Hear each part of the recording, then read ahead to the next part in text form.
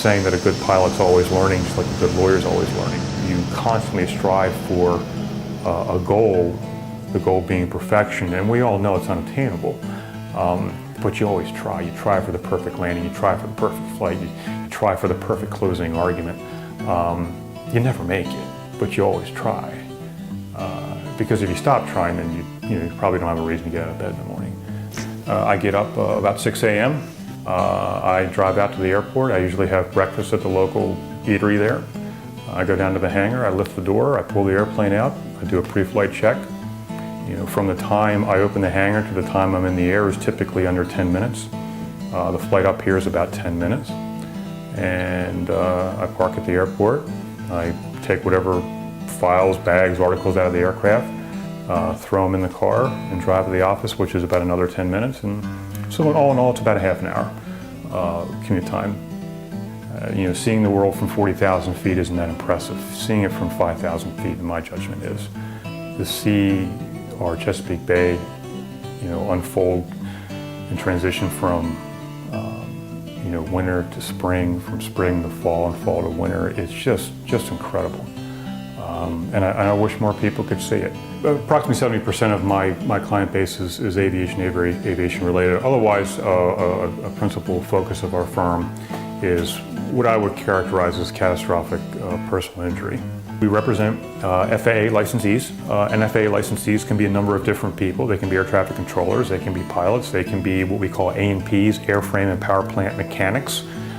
They can be IAs, what we call inspection authorities. All those folks, those licenses are their ability to earn income. If they are challenged by the FAA for various infractions of the Federal Aviation regulations, they have to defend themselves. The FAA, as I said before, they have a number of missions, but one of the missions they have is to be the police of the aviation industry.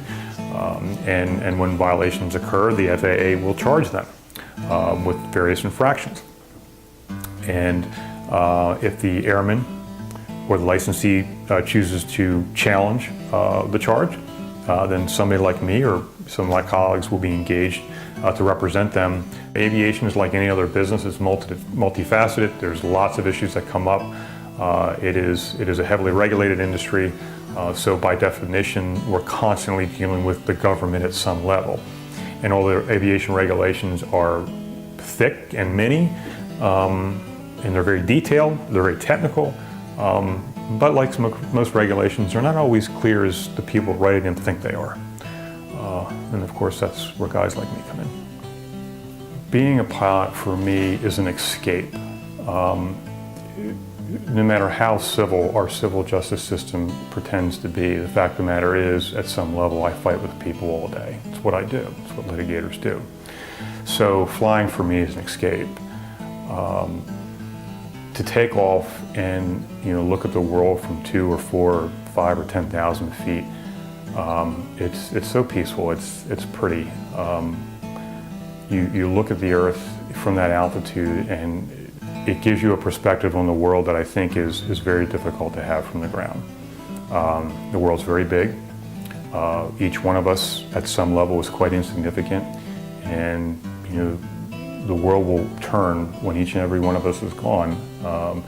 But to look out there and see this big, beautiful place, you just have to conclude that at some level there's a higher order to things that we're not privy to as human beings. Of all the things that I've done in my life and in my career,